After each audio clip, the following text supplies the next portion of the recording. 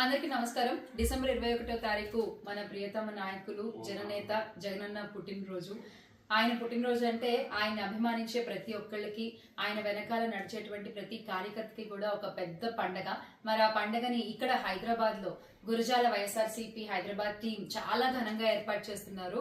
ఈ కార్యక్రమానికి ముఖ్య అతిథులుగా గురజాల మాజీ ఎమ్మెల్యే కాసు మహేశ్వర్ రెడ్డి గారు, అలాగే మాచర్ల మాజీ ఎమ్మెల్యే పిన్నెల రామకృష్ణారెడ్డి గారు, అలాగే నన్ను కూడా ఆహ్వానించినందుకు మీ అందరికీ థ్యాంక్ యూ సో మచ్. అలాగే వైఎస్ఆర్సీపీ నాయకులు పడాల శివారెడ్డి అన్నను కూడా ఈ కార్యక్రమానికి ఆహ్వానించారు.